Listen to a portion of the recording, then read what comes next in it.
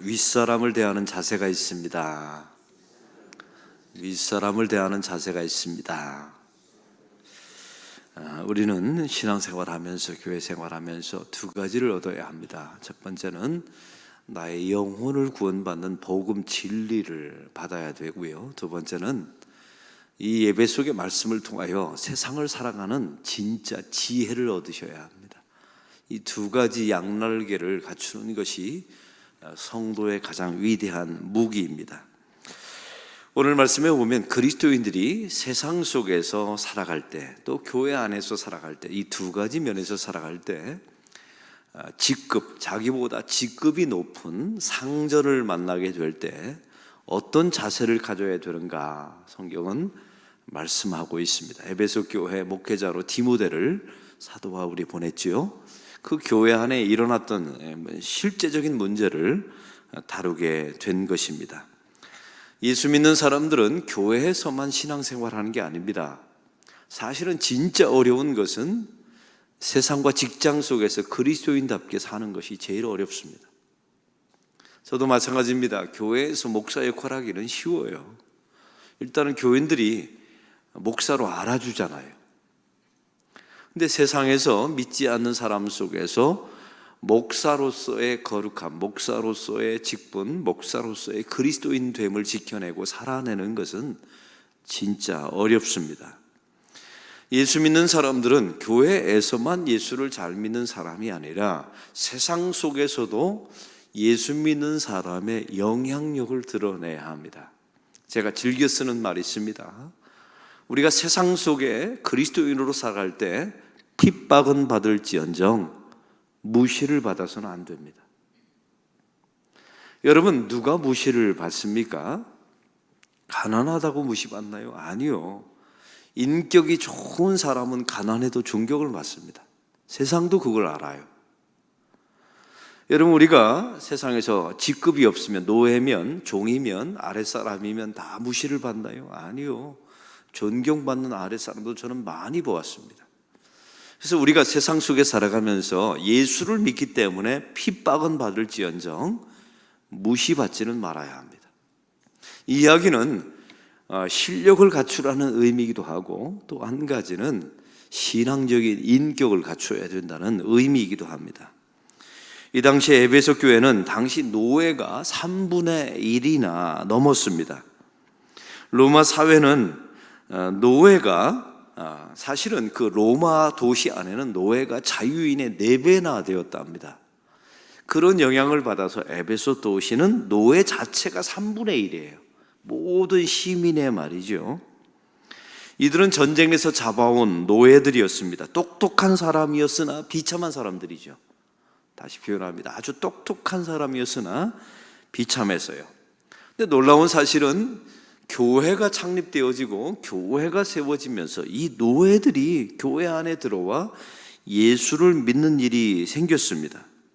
그러니까 교회 안에 한번 상상해 보세요. 밖에서는 상전이었고 밖에서는 노예였는데 교회에 들어오니까 같은 교인이 된 겁니다. 그리고 우리가 이미 성경에서 알다시피 이 초대교회는 차별하지 않았어요. 교회 안에서는 다 똑같은 죄인인 겁니다. 이게 얼마나 2000년 전에 파격적인 일입니까? 우리나라만 해도 1500년대만 해도, 아니면 1900 말년만 해도 우리나라는 신분사회였어요. 종이 있고 노예가 따로 있었습니다.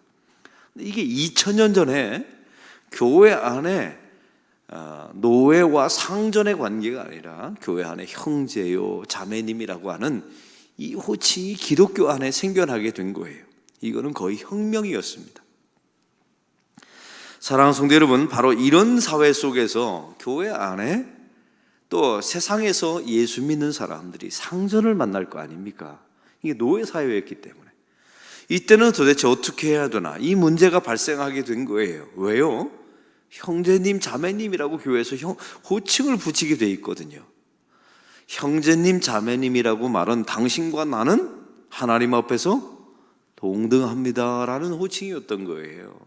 그리고 저와 여러분은 다 죄인이죠.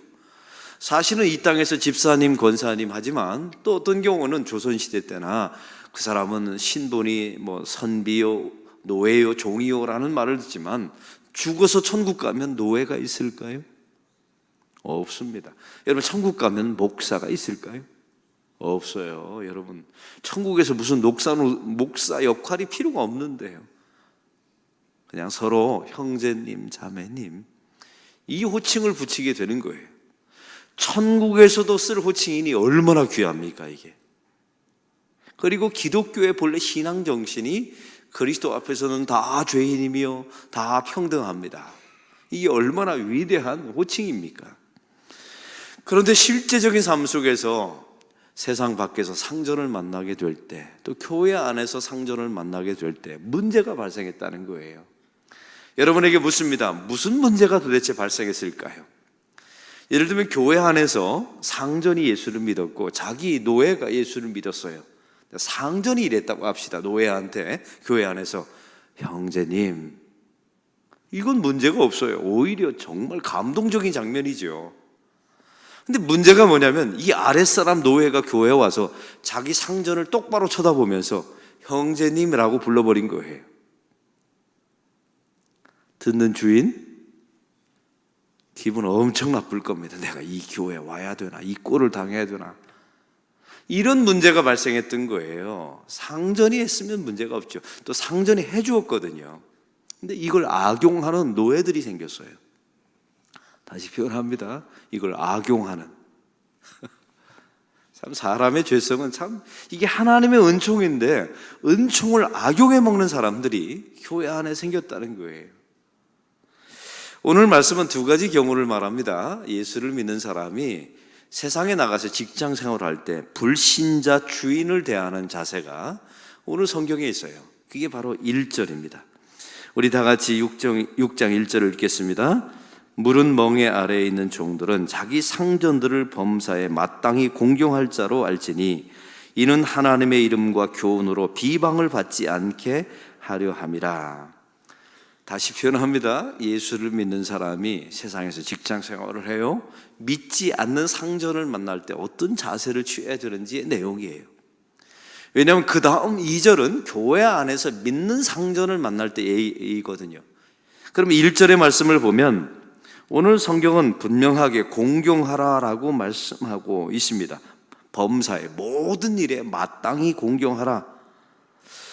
여러분, 이 당시에 노예는 가혹한 대우를 받았습니다. 멍에를 메고 있는 종들은 이라는 단어가 그것을 상징해요. 아주 인간 취급이 아니었습니다. 이건 물건이었죠. 그런데 성경은 노예들에게 권리하라, 해방을 부르짖으라, 너의 자유를 찾으라, 이렇게 말하지 않았어요. 요즘 현대인들은 그렇게 선포하지 않습니까? 너의 권리가 있다, 인간성을 되찾으라, 네가 인생의 주인이다, 가장 중요한 것은 내 인권과 내 권리다. 이건 기독교가 아니에요. 인본주의죠. 인권을 빙자한 인본주의지 기독교가 아닙니다.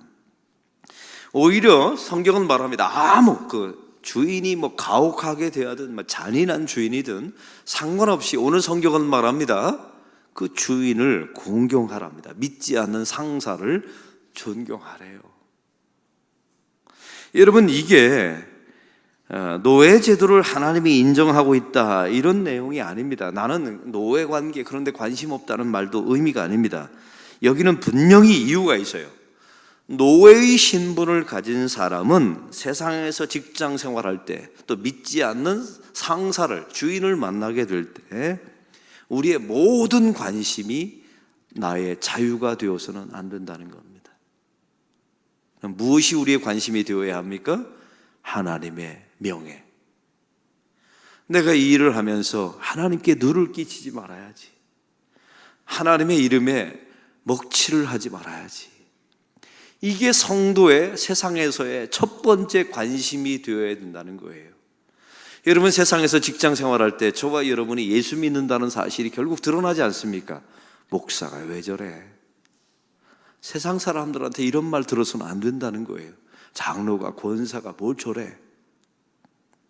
여기는 이유가 있습니다. 첫째는 하나님의 이름이 명예가 상해요. 그리고 이런 사람들은 결국 전도를 못하고 전도받지가 못합니다. 이런 문제. 여러분, 그래서 오늘 성경은 나의 자유, 나의 권리를 주장해서 권리게 하라, 해방시켜라, 이런 관점이 아니라 하나님의 백성으로서 세상 속에 들어가 하나님의 명예를 높이고 결국 이것이 세상을 전도하게 되는 계기가 되라는 것입니다. 할렐루야.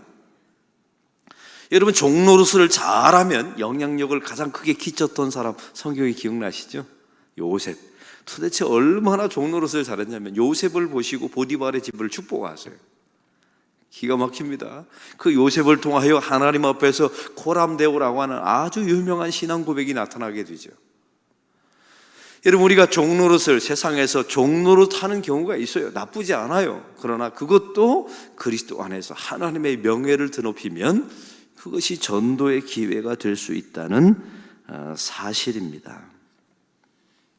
선교적인 목적으로 우리의 모든 관심은 내 권리, 내 인격, 내 주권이 아니라 선교적 관점으로 세상에서 살아가야 된다. 성경은 우리에게 말씀하고 있습니다. 이제 여러분에게 묻습니다. 여러분은 믿지 않은 세상 속에서 직장 생활하고 계시죠? 쉽지 않죠. 그리스도인답게 아랫사람으로 살아가는 거 쉽지 않습니다. 이제 묻습니다. 여러분은 내 인격, 내 권리, 내 인권에 대한 관심이 제일 많으십니까? 아니면 하나님의 명예에 관심이 있으십니까? 이걸 묻고 있는 거예요. 근데 사실은요, 하나님의 명예에 관심을 가지고 하나님의 이름을 욕먹이지 말아야지, 이런 사람들이 나중에 보면 직장 생활을 잘 해냅니다. 그리고 그런 사람들을 또 나중에 직장에 알아줘요. 왜요?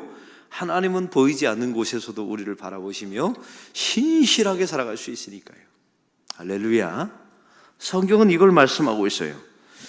그래서 상전을 공경하라라고 성경은 말씀하고 있어요. 또 한 가지 마지막 이유가 있습니다. 잔혹한 상전, 예수를 안 믿는 상전을 만나도 공경해야 되는 이유가 무엇일까요?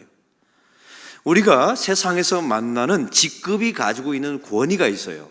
그런 권위를 자꾸만 무너뜨리면 교회 안에 들어와서도 권위를 무너뜨리는 습성이 생깁니다. 그럼 가장 큰 문제가 뭔지 아세요? 교회 안에 질서가 사라지고 더 중요한 게 있어요. 내가 언젠가 권위를 갖게 될 때 아랫사람들이 내 권위를 허물어요. 내가 한 것 그대로. 여러분, 이게 무서운 거예요. 그래서 교회 안에서, 가정 안에서도 자기 윗사람을 잘 공경하면 그 덕을 언젠가 여러분도 본다는 사실입니다. 왜냐하면 밑에 사람들이 그걸 받다가 그대로 해주거든요. 할렐루야. 그러니까 이게 누구 좋자고 하는 게 하나님께서 우리를 위하시고 직장생활, 이게 삶의 지혜였던 거예요. 부모를 잘 공경하면 그 사람을 보면 자식에게 공경을 받아요. 교회 안에서 질서가 있는 속칭 윗사람이라고 말하는 어른들, 또 교회 안에 이런 직분자들을 잘 공경하면 그 사람이 언젠가 직분자가 되었을 때 또 젊은 집사님들이 그분을 공경해요. 이런 선순환이 교회 안에 일어나야 된다는 지혜를 성경이 가르쳐주고 있는 것입니다. 이게 얼마나 귀합니까? 또 한 가지 오늘 성경은 말합니다. 교회 안에 들어와서 이제 둘 다 예수를 믿었어요. 주인도 종도 예수를 믿었는데 오늘 성경 2절은 이렇게 말합니다. 이제 다 같이 읽겠습니다. 믿는 상전이 있는 자들은 그 상전을 형제라고 가볍게 여기지 말고 더 잘 섬기라. 이는 유익을 받는 자들이 믿는 자요 사랑을 받는 자임이라. 너는 이것들을 가르치고 구원하라. 저는 목사가 되면서 신학을 하면서 이런 생각을 가지게 되었어요. 참, 예수 믿는 게 귀하다. 여러분, 특별히 여기 여성분들은 예수님을 진짜 고마워하셔야 돼요. 예수님 때문에 여러분이 진짜 인간 대접 받고 있다는 사실 알고 계세요? 여러분, 만약 이 사회가 이슬람이었다면 여러분 다 얼굴 다 가리고 차도로 쓰고 이 자리에 앉아 있어야 돼요. 우리가 예수를 믿었기 때문에 우리의 권리와 인격을 존중받고 동등함으로 그리스도 안에서 동등하게 하나님 앞에 나갈 수 있는 것이죠. 만약 지금이 조선시대였다면 이 자리에 3분의 1 이상은 다 노예였습니다. 그거 알고 계세요? 내 가문은 선비였을 것이다 착각해. 이 자리에 3분의 1은 다 종이었다니까요. 종. 근데 그리스도를 믿게 되므로 이런 신분 제도가 다 철폐되고 다 그리스도 안에서 형제 자매됨이 회복하게 된 것이죠. 근데 오늘 본문의 내용은 이렇습니다. 아까 말씀드렸어요. 세상에서는 주인과 노예 사이인데 교회에 들어와서 다 예수를 믿게 되어서요. 이제 묻습니다. 누가 당혹스러웠을까요? 상상해, 누가 당혹스러웠을까? 와서 상절이 당혹스러웠을 거예요. 이걸 어떻게 해야 되나? 근데 오늘 성경에 보니까 아랫사람이 이 노예가 주인에게 형제님 이러면서 소홀히 경홀이 되었다는 일들이 벌어졌다는 거예요. 제가 아까 말씀드렸습니다. 이게 얼마나 큰 은혜입니까? 십자가 앞에서 다 죄인이고 형제님 자매님인데 이걸 악용하는, 은혜를 악용하는 사람들이 벌어졌다는 거예요. 그래서 이 말씀의 원칙은 이렇습니다. 이 호칭 형제님 자매님이라는 것은 교회 안에서 누가 누구한테 먼저 써야 합니까? 제가 가르쳐 드릴게요. 어른들이 젊은 사람에게 먼저 써야 합니다. 형제님이라고요. 반말하지 말고 형제님이라고 먼저 말해야 돼요. 아랫사람들이 다짜고짜 어른들한테 형제님이라고 말하면 이건 이미 교회 안에 관계를 깨는 거예요. 은혜를 악용하는 겁니다. 여러분, 제가 소망교회에서 목회할 때 이런 일이 있었어요. 같은 부대에서 근무했던 분이 나중에 다 전역해서 소망교회에 등록하게 된 거예요. 근데 장로님이 된 분이 대령이었고 그 교회 늦게 등록해서 집사가 된 분이 그 부대의 부대장인 3스타였어요. 거꾸로 된 거죠. 교회 안에 들어와서. 군대 사회는 직급이 엄청나게 셉니다. 서로 평생 반말하고 평생 말 놓고 이래요. 근데 놀라운 사실은 먼저 집사님이 된 3스타가 장로님에게 깍듯하게 인사를 하고 대하더라고요. 그러니까 이 대령 장로님이 막 어쩔 줄 몰라면서 이러지 마세요. 이러면서 둘 사이가 신앙 안에서 교회 안에서 함께 동역하는 것을 보았습니다. 세상 어디에도 가능하지 않은 일이 교회 안에서 가능했어요. 여러분, 이게 교회입니다. 이게 신앙 공동체라는 의미입니다. 여러분, 오늘 성경의 말씀을 통해서 가볍게 여기지 말라, 여러분 존중하라라는 의미이죠. 이것이 은혜임을 잊지 말라. 노예는 특별히 그래야 피차 유익이 됨을 잊지 마시기 바랍니다. 오늘 말씀을 정리합니다. 이 노예의 역할이 그렇게 중요하다는 거예요. 오늘 본문은 상전들에게 말씀하는 내용이 아닙니다. 그래서 노예가 세상에서 역할을 잘하면 세상에서 그리스도의 복음이 전파됩니다. 여러분, 특별히 아랫사람들이 하나님의 명예를 중시 여기시고 하나님의 이름에 누가 끼치지 않도록 세상에서 아랫사람일 때 직장 생활을 그리스도인답게 잘 해내시기를 바랍니다. 바로 그 사람을 하나님께서 귀히 여기십니다. 또 교회 안에서도 마찬가지입니다. 여러분, 교회 안에서 이렇게 세상의 직급을 가지고 만날지라도 형제님, 자매님, 이 은총적으로 맺어진 이 관계를 소중히 여기시기 바랍니다. 바로 그런 공동체가 될 때 교회가 은혜가 은혜되어지고 하나님의 질서가 채워지고 또 교회 안에 주께서 말씀하시는 이런 내용을 통하여 형통하고 은혜스럽고 또 노예와 상전이 함께 주님 앞에 나와 진짜 예배를 함께 드리는 세상에서는 불가능한 그런 일들이 교회에서 이루어지는 역사가 나타나게 될 것입니다. 여러분, 이런 질서가, 이런 일들이 우리 안락교회 안에서도 일어나기를 소망합니다. 오늘 말씀의 느낌과 깨달은 점을 적어보시고 해야 될 것 한 가지와 하지 말아야 될 것 한 가지를 적어보시고 이 말씀대로 사는 하루가 되게 달라고 기도하는 시간 갖겠습니다.